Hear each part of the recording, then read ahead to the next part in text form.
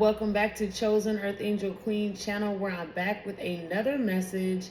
And I want to be one of the first people to talk about reparations while Trump just got in office. I know this is going to be a topic that a lot of the people in the black community are going to start speaking about, because we now have a president who seems like they're using common sense.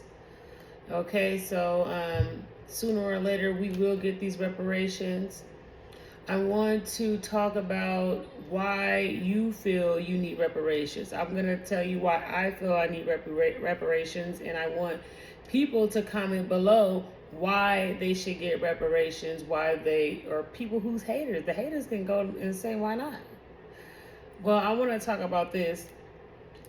I know that I have been suppressed because of slavery. I know that when they let the slaves free and they promised 40 acres and a mule, that at the time, whatever that was worth to them, that was necessary for them to be treated fairly, to have a fair shot at life after slavery. Because the type of mental conditioning that happened during slavery puts us at a disadvantage, because a lot of the construct, a lot of the ways that America is, the values, morals, and principles, but the people that are in this country and the values and morals and principles that they were taught growing up with racism, that still is an issue for a lot of families in America today, because we still have people who do not like people of color. So with that being said, these people make it hard to be in this country. And that only stems from slavery, from black people coming here to America to be slaves. Okay? That just came on out of nowhere, so I'm looking at it as a sign, because you see I didn't touch no buttons. So this is an important topic, because the slave conditioning made it difficult for black people to stick together as a unit, and the people in positions that are not colored or even colored, they suppress black Americans. And what it looks like today is black people are the lowest marriage rate, okay? Black people make the lowest amount of money. I don't know about you, but I'm tired of being the race that is making the lowest, have the worst statistics when it comes to marriages. This is something that we would not suffer from had it not been for us being slaves, us being looked upon in a certain way. And then when you have this perception and you try to change the perception, it's hard to change it when it's deeply rooted in this. And then we have a country built in a system that does not seem that is designed for people of color to be treated fair, to make up for what was done in the past with slavery. There wasn't a making up for it. It was just, you're free and pick up the pieces. So reparations is important to me, because I can take a look at my whole entire life. You hear me? My whole entire life. And I can tell you so many disadvantages that I have just by being a black woman. And this is unfortunate circumstances. Like, it's not even due to I deserved what happened. It was just due to the system getting the best of me. And I know I want to go into detail of that. So I want other people to get a bigger picture of what it's like to be black in America, versus not just police shooting black people, or different situations, but I want to talk about the system itself. So, I at a young age, I'm going to break down some things where the system has failed me as a black woman in America. I have not been treated fair. And I'm not saying this by all means. I'm not telling these stories and saying it as I'm playing the victim, because I'm not playing the victim. As a matter of fact, with my optimism, which is very rare for someone to have, especially in this country and what they've been up against, but with my optimism, I have overcame these challenges. But I know there's so many other people who don't have the means to overcome it, don't know how to overcome it, etc. So, and I still feel like it was just unfair, and I could have been so much ahead if it weren't for these things that happened. So I want to explain to you guys some of the things that happened. So if you're feeling the message, make sure y'all liking this video, sharing the video. If you don't want to hear any more, click off or fast forward, because I'm about to get personal. So one of my biggest things being black in America that I had to face was, when I grew up, I came, of course, from my parents were divorced before I was born. Both of my parents were in the workforce. They had a great upbringing, as far as was provided for financially. They didn't struggle there. But growing up, they had roles that they wanted to maintain, and in the midst of that, I was neglected. For instance, my father, he just worked so hard. He did 2 years in prison, and after he did his 2 years in prison, he learned his lesson that now he didn't want to go to jail. It was for having a gun and, I believe, selling narcotics. I'm not sure about why he went to jail. It was so long ago. He only did 2 years, and it was when I was young. So it's nothing to laugh about, but I'm just laughing at the fact that I can't remember. But he went to jail, and he started to really value work and being a great American citizen and not going back to jail, and that's what he did. But he did have a lot of children, and my dad's father walked out on him. He didn't have a father growing up. Like, his dad literally walked out on him, and the story that's been told is he walked out on them and got with another woman, and this woman lived in the same neighborhood he lived in, and he would walk home past where his dad was living at, walk past his house and see his dad living a new life and just basically neglecting him. And he was on drugs, so that was a statistic. He was a black man on drugs. His name was Benjamin James. He was a black man on drugs. Eventually he died. We don't know too. That's the story that we've been told.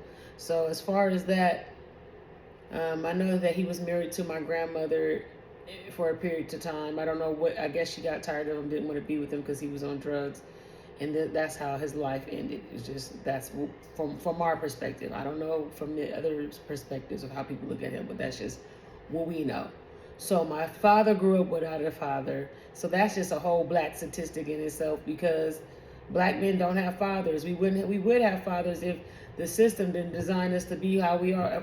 First of all, we would have fathers if half the black men weren't in prison for getting charged way more harsher sentences than someone from a different race wouldn't been charged as much, given as much time, or been so hard on.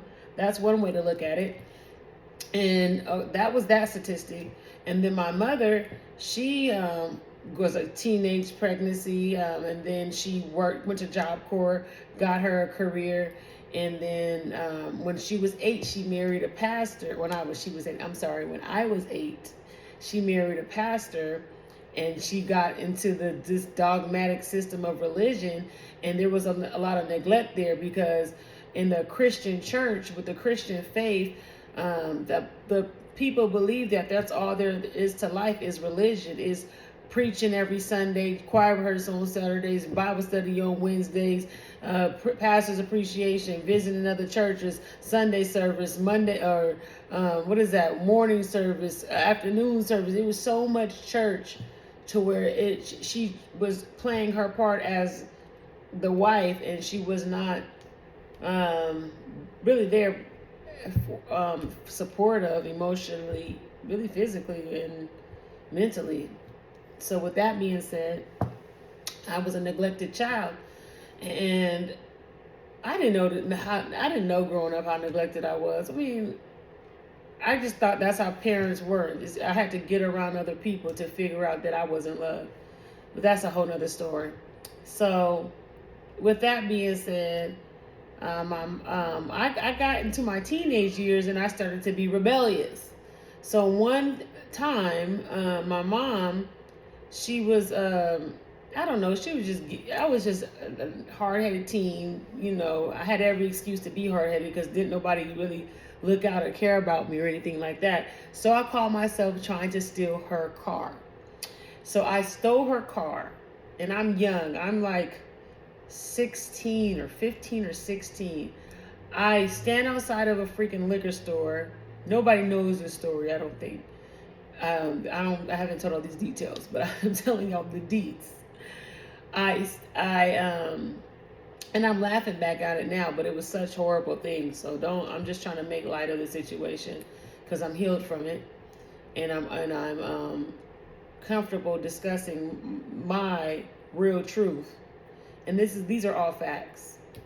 So, as a juvenile, I stood outside of this gas station to get some alcohol. I asked somebody, kept asking adults, can you buy me a 211, a beer? That's all I had enough for was this 211 beer. And I finally got this 211 beer. And I went to hang out with some friends. And after I got done hanging out with these friends, I was drinking and drinking and drinking. And I had to drive home. And I'm only 16. I don't even know how to drive. So I'm literally driving drunk at 16 in my mom's brand new, I think when I was 16, what is this, 2003? And my mom's brand new 2003 Maxima. And I was flying down. We lived in an area in Los Angeles, a suburb outside of Los Angeles County and the Antelope Valley. So I was going down this street, and then I went down this street, and I was flying down the street just to make it home. And before I could make it home, I crashed this vehicle. I totaled the car. I literally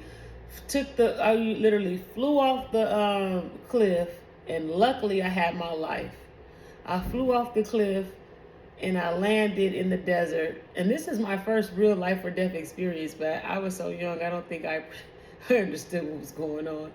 So after that, I started up the car. I was able to get this car out of this cliff, and I was able to drive it home. And when I drove it home, it was total. Airbags was out. My mom was so heated.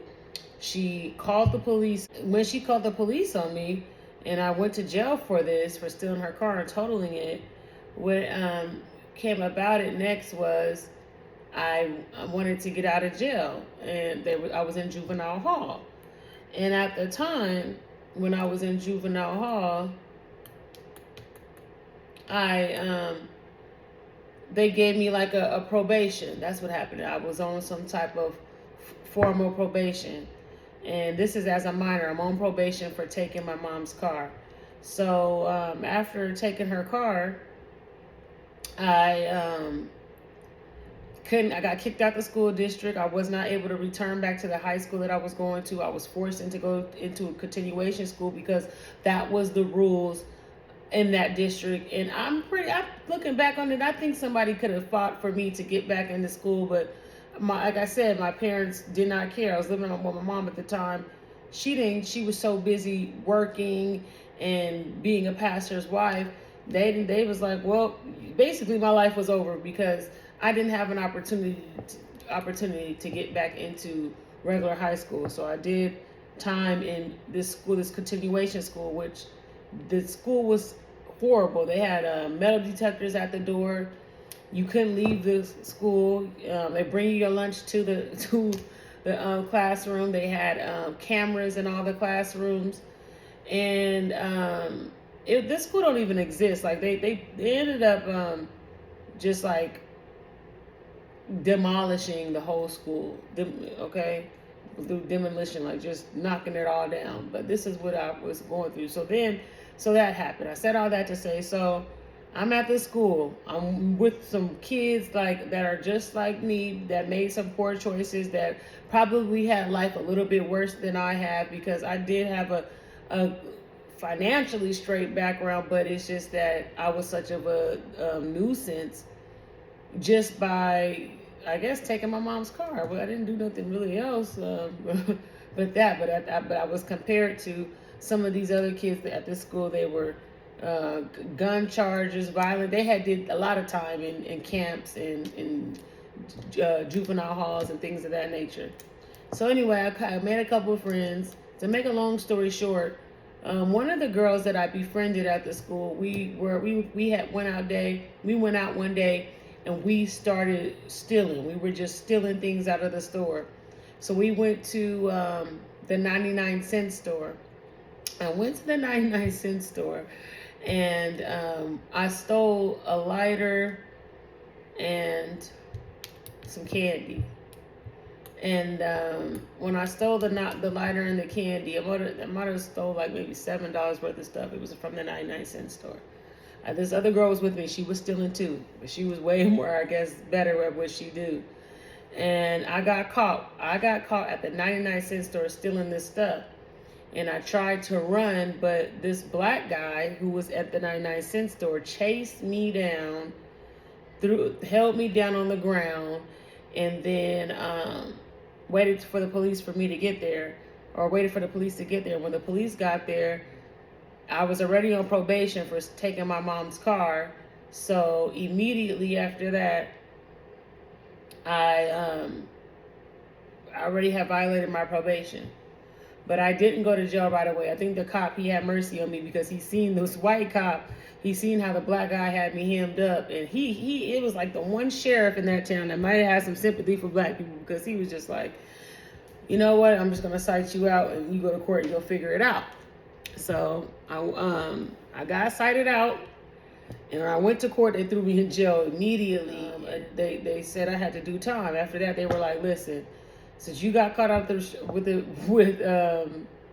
stealing this stuff at the 99-cent store, you're already on probation for stealing your mom's car. What we're going to do with you next is you could either go to camp for 6 months or you could take an adult strike. That's what they told me. And I'm a kid, terrified, don't want to be in jail. I'm not understanding the dynamics of an adult strike. Like, I'm not understanding that. I'm just thinking like, I'm going to get out of jail. Then this is what they were offering kids. They were offering kids adult strikes for stealing candy. This is what I was up against. And I'll never forget the judge. His name was Judge Ogden. And this judge was known to be a racist judge out there in the Antelope Valley at the time. And they were just giving kids adult strikes for stealing candy at the 99-cent store. Literally, this is on my juvenile record. So I got out of jail and I took that adult strike at 16 for taking candy at the 99-cent store, just like that, as an adolescent. And that's one way where I say, America has failed me, because that should have never happened. So as I became an adult, fast forward to about 20 years old, I ended up getting married. It was a lot of drama. It was just a lot of drama because I had a daughter. Her father went to jail. I was 9 months pregnant. Her father went to jail for 15 years. And this is somebody I met from that school that I should have had no business being in. And then I was already a single parent because her father did what he did, which was a crazy crime that he committed. And they gave him 15 years. And gave the accomplice he was with only 5 years.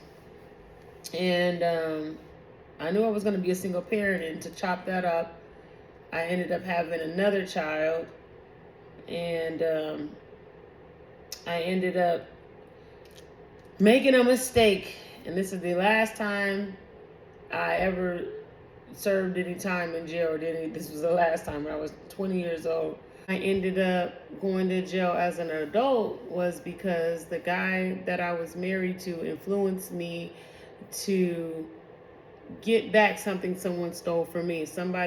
I had a car. When my children's fathers went to jail, they left a car, a vehicle. And that vehicle, I had the pink slip to. And I sold it. I wanted to sell this car. And when I sold it, I sold it to a childhood friend. And this girl, well, I didn't all the way sell it to her. I gave it to a friend to use so she could get her son's father back and forth, her children's father back and forth to work. So I told her, if the car don't work, give it back to me, because I was going to junk the car for profit.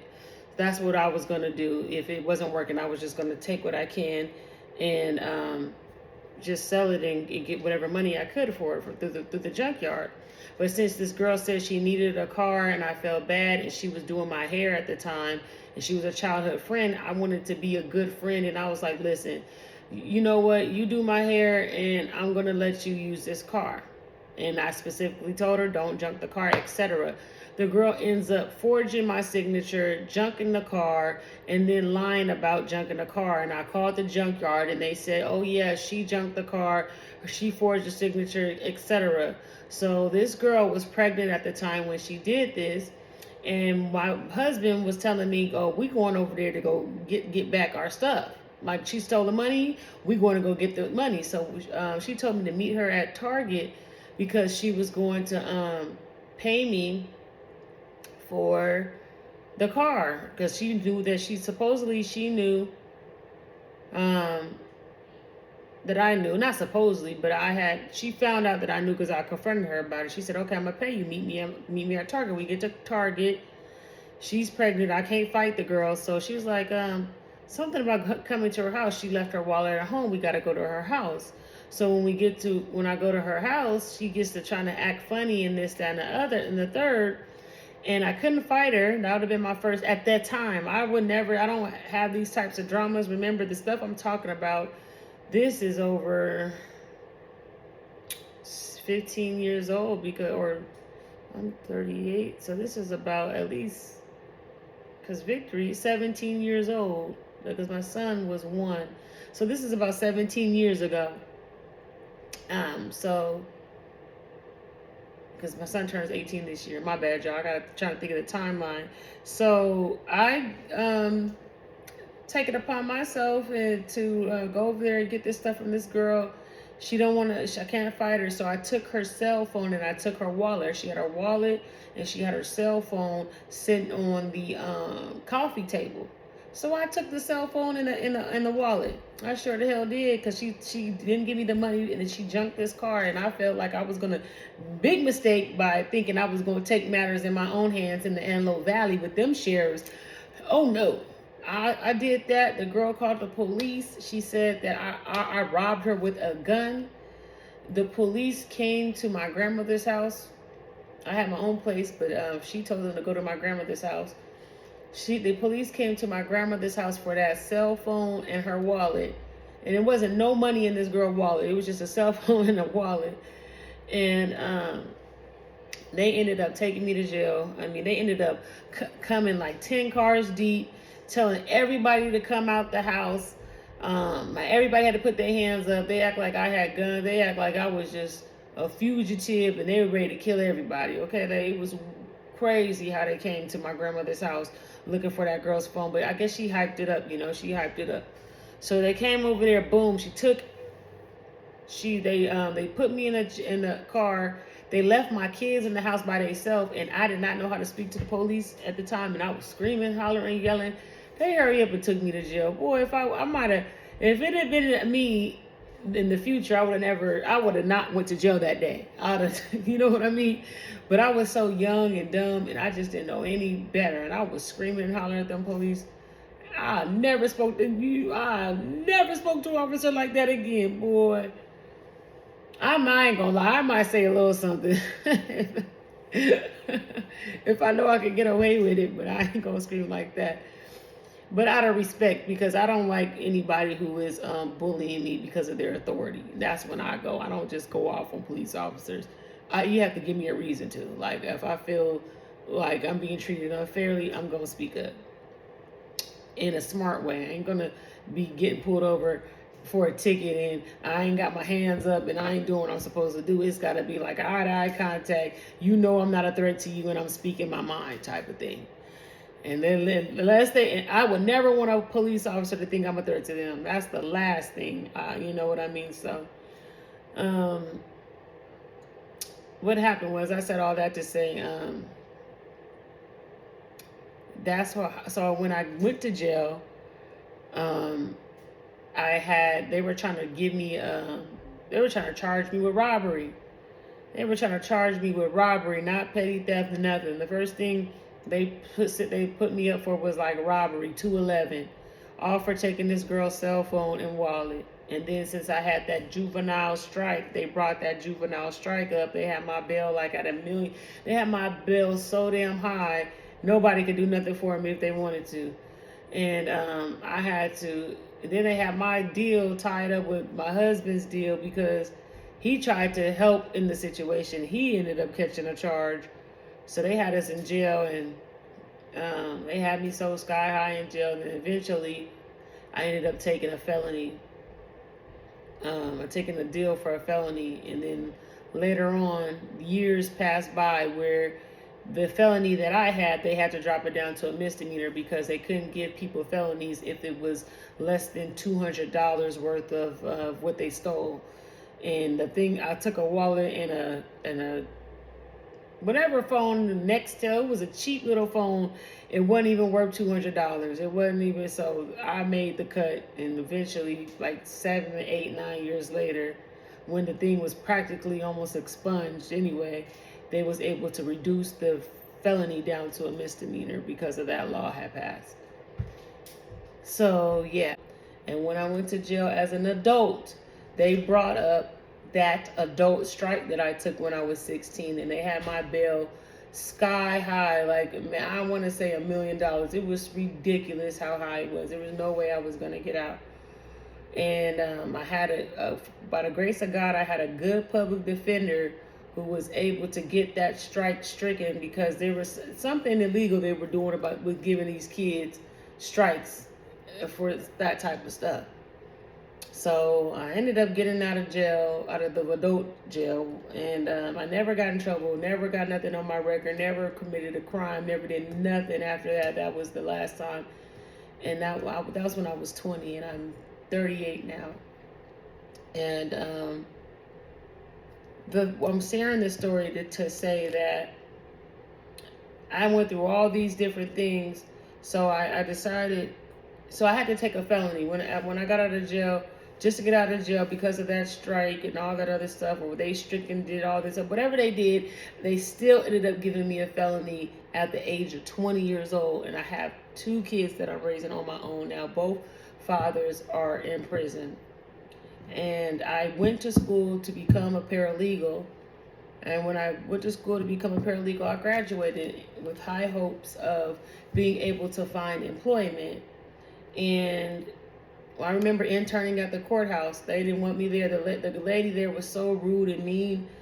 And she wasn't a black lady, of course. She was a Mexican woman. And she was just so mean and rude and just, I don't know what her problem was, but she was trying to get me out of there. So after I interned there, they switched my interns, and then I interned at a law office. They didn't want to take me. There was no black people there. We knew I wasn't gonna get hired there. That was just something to do, just to get the diploma.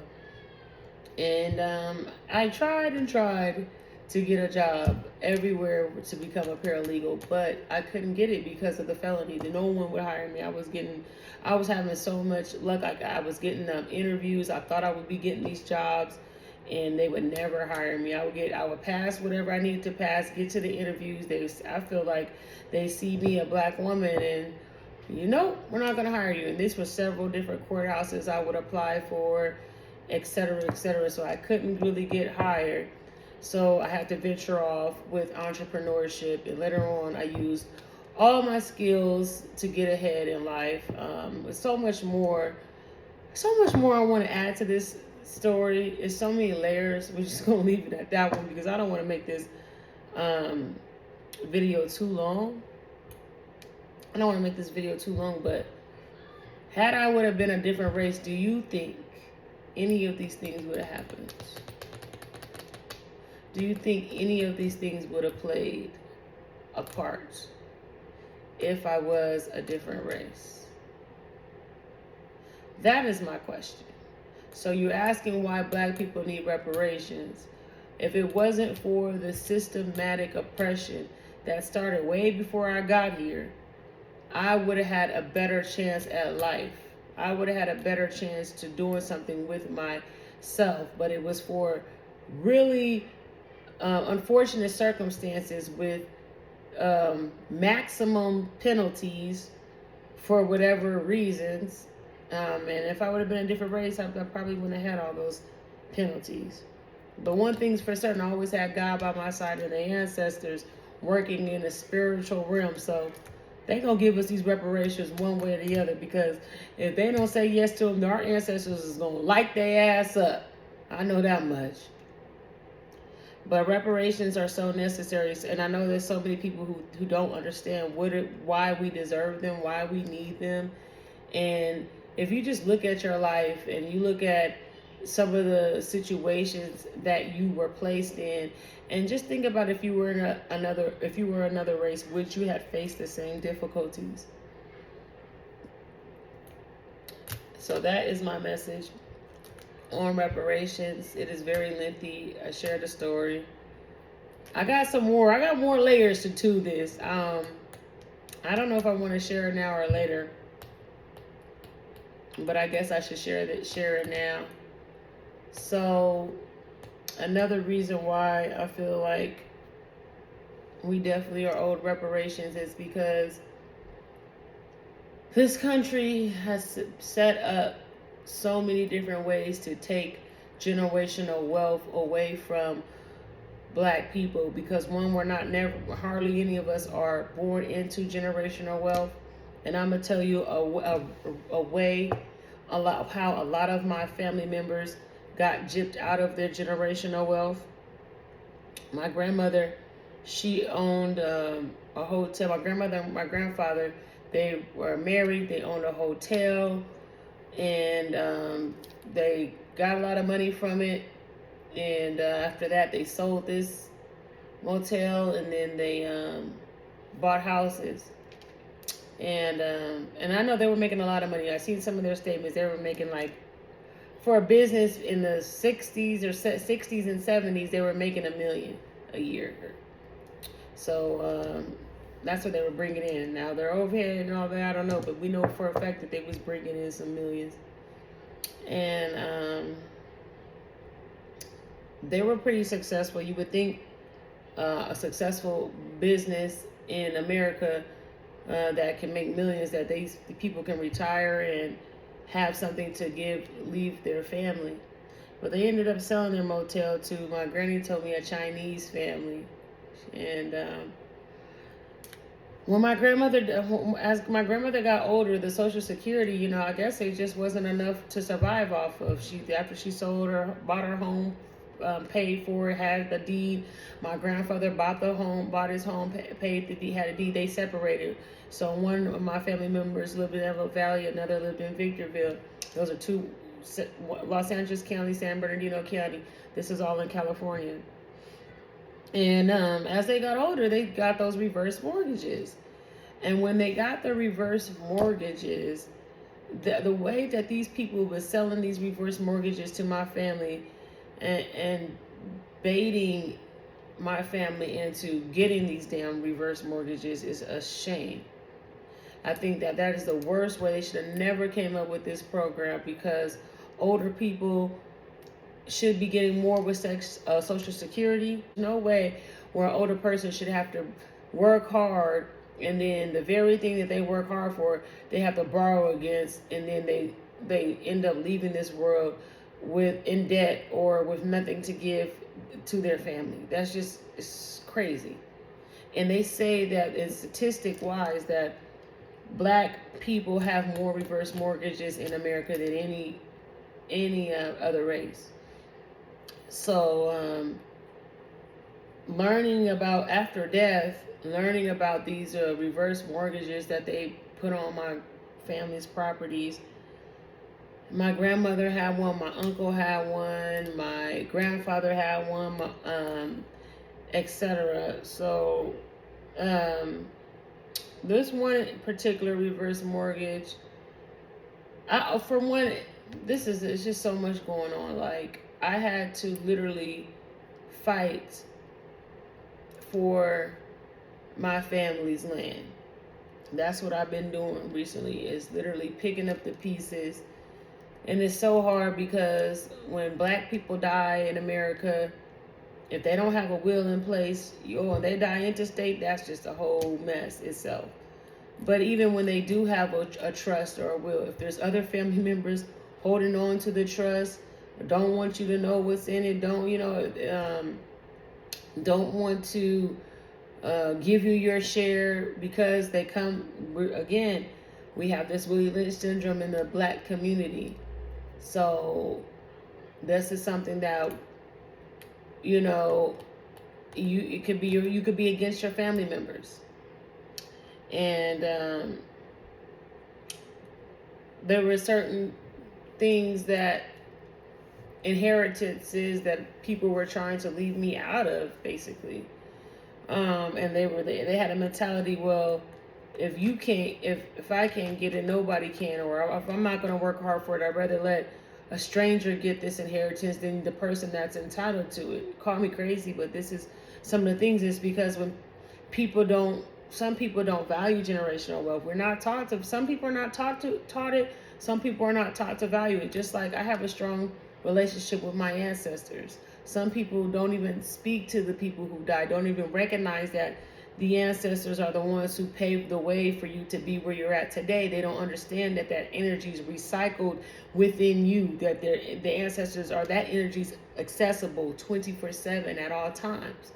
So when we don't know who we are, when they strip our religion from us, they strip our spirituality from us, when they tell us what food to eat, when they condition you to the point where you don't know who you are, that is a suppression.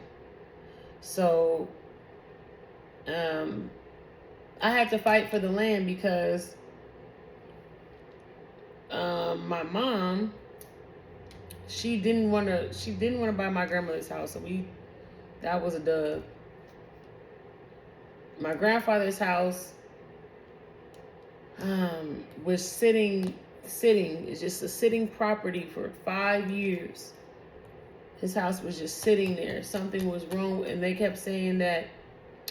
This is the story that was being told, and this is the thing. This happens so much in the black community, or probably any community can relate to this. When if somebody dies, and people are not keeping up with this person that died's house and home and belongings, and they don't know the ins and outs, and they just go off of hearsay, and nobody does the research. It's always, well, such and such said this, and nobody figures what's really going on here.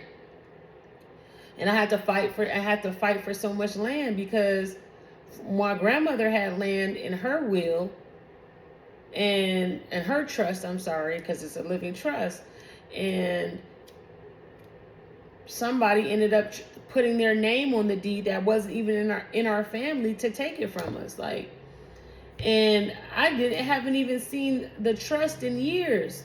And it turns out when I get the trust, I am one of the trustees on the damn trust. The crazy thing about it, but certain people, I don't want to say specific, didn't want to give me the trust to even fight for the things that are ours, just because of whatever reason. Oh, that's another story though, y'all.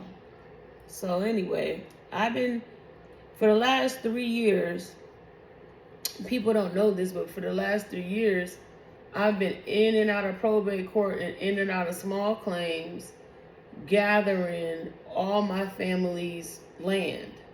And it's been hard. It has been a journey. So for my grandfather's land. He had a house. When he died at 99. Bless my grandfather's soul. And when he died, his house just sat there for years. And I kept looking at the deed, and I kept wondering why the deed was in his name, because from what I was told, he had a reverse mortgage. And with that reverse mortgage, the house was upside down, so nobody wants to buy the house. This is the story that they're telling. This is the theme that's being told in the family, that he has a reverse mortgage and the house is upside down. So nobody wants to buy it. So at the time when my grandfather died, I was homeless. I didn't have nowhere to go. And I asked my mom, can I stay at my grandfather's house? And she refused. And I asked her, can I ask my uncle? Because my uncle was in charge of his trust. And she was like, don't ask your uncle this and that. You can't stay at his house. Like, basically just be homeless. We don't care about you. That was the whole vibe. And then for years, I was just checking the deed, because I kept saying, like, I just knew something wasn't right. Something just, my ancestors just kept speaking to me, okay? And when you tapped in, when you vibing high, you tapped in, you go off of your hunches. And my hunches kept saying, every time I would look and research my grandfather's house, through 2 or 3 years of him passing, they say that this house is upside down. And I would drive past the house and everything. And I don't see no foreclosure sign. I don't see nothing. And I just keep seeing this deed online still in his name. So finally, 3 or 4 years passed. I had to listen to my spirit. I had to call my uncle up, like, Uncle, what's going on? I said, what's going on with my grandpa's house? He was like, well, the house is upside down. And the bank, he said, I just told the bank, he said he told the bank that he didn't want the house. And that was it. He ain't spoke to the bank for 5 years. He told the bank that, and that was it. The house was just sitting in his name, my grandfather's name. So I finally got a copy of the trust from my mom. She ended up giving me the trust because she felt like, well, the house is upside down. Ain't nothing you can really do with this house. Here's a trust. Whatever you think you could do it. No one cares. So I ended up getting the trust, and I ended up fighting tooth and nail for that damn house. And let's just say, I won't put all my business out there, but let's just say I was able to recoup the house and everything that it was worth. And that was that. And the way that they said that the bank had this house it wasn't even a real, it was somewhat true, but if they would have did more research, they would have figured out that that wasn't all the case. So there was a house just sitting there in my family, and no one did anything. Nobody did anything. And I want to say that had it not been for the reverse mortgage, maybe we would have been able to, I wouldn't have sold it. The house needed some work. It was not livable because it had leaks and things. Like, it was 5 years worth of things needing to be fixed with that house. So, just put it this way, I had a really good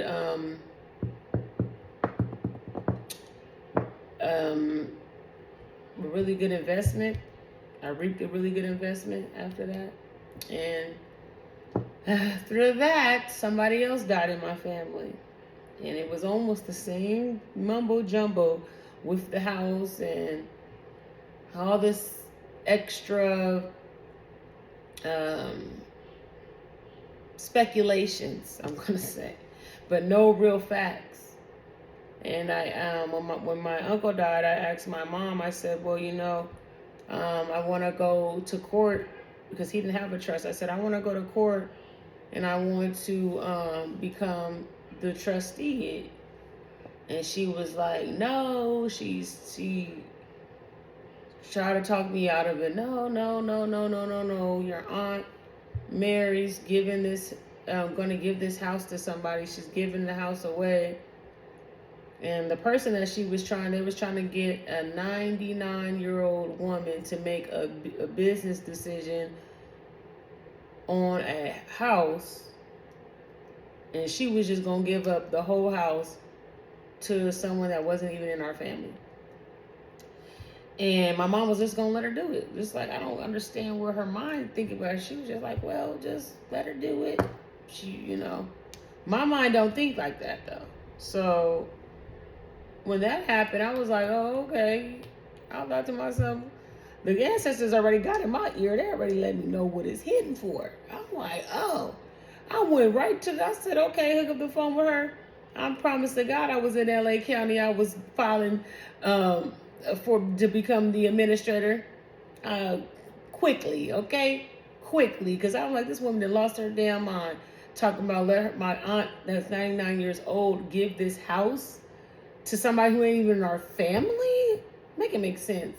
So the guy that my aunt ended up giving this house to, he had tried to file to become the administrator, and the courts told him he couldn't become the administrator because he's not part of the family. You got to have you have to be connected, blood connected, in order to come into a court and file as administrator of an estate. When someone dies intestate, you have to be a family member. So they kicked this paperwork out, told him no. And mine was already, I didn't even know that this guy was doing this. I didn't even think that somebody would even be that snakish to even try this. This guy wasn't talking to us, speaking to us, nothing. He was just under my aunt's thumb, waiting to take anything from her once she died. And then when she died, he tried to take this land that was in my grandmother's name, and then I had to go fix this up because they had land in another county over. And I just been literally in and out of courts fighting for the land that was our rightfully ours. And I think to myself, and I remember being in LA, going to the courthouse, hearing other black people talk about how we don't take care of our assets. And this is one thing. If your house is not in your trust, you got a problem. Your house better be in your trust immediately. You have a house, you better put in your trust immediately. You do not want these people you don't want to die intestate and have this court tell your family members when, where, and why. And that court system out there, these people were so mean in LA court. How they were treating me in LA court. I know if I would have been a white woman, they would have been treating me different. Things that the judge was telling me, he wouldn't even abide by. The things he was telling me, they was giving me a hard time. They was just, I made it out though, because I wasn't playing with them. Yeah, I don't give a damn how much of a hard time you give me. I'm going to keep fighting. I ain't never going to give up. You going to give me what's mine, because I ain't coming in here asking for nothing other than what belongs to me. And you ain't fair. You going to make it difficult. Go on, keep making it difficult. I'm going to keep being here too. You're going to get tired of me making it difficult is what's going to happen. You're going to get tired of doing that. That's going to get played out. And, so I was fighting tooth and nail with the probate judge, the clerks in the damn courtroom. Lord, I did what I had to do. And I actually successfully did a whole, and a lot of people, when I was, doing this, when I was in this estate, a lot of people was telling me like I was gonna need a lawyer. Everybody kept saying, you're gonna need a lawyer for this.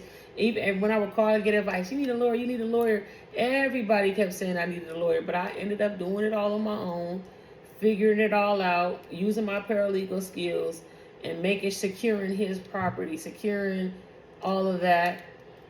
And there's still more work to do, because there's still things that I'm not going to speak about on here. There's still a more fight because of that, this reverse mortgage that they supposedly put on his house.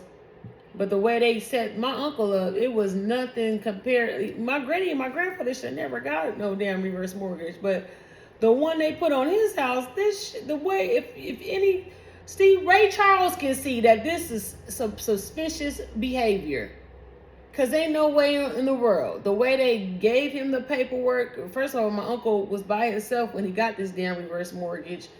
And the way they gave him the paperwork, they pulled a fast one on him. They had him signing stuff that it seemed like his adjustable rate would be this, and then they gave him a different figure, and then they did some damage. They promised all this stuff. I looked at the brochures, I looked at everything they gave my uncle, and everything they told him at the beginning was nothing with what he got. And they literally pride on black men, and this is like improving. They pride on black men and women with these reverse mortgages so they could keep their wealth. This is like really important, so they could keep their wealth. And I'm only sharing this story because I know that it's got to be somebody out there, maybe inspired, maybe that's why you're here. But I just want to shed light that you can't fight for no matter what happened. If you got, when there's a will, there's a way. Don't give up. But yeah, they caught my uncle off guard with it, and the way his was set up, it was just totally fraud. It was fraud, and I wasn't finna let that. I'm not letting that slide. We ain't letting that slide. And I had to do other measures, not on my own, with more of a like an attorney and things of that nature to get the final fight off, but not the probate thing. I did all that. And it's just unfortunate. It's so many things that I could think of in America where we would have been a different race, it would have been a different story.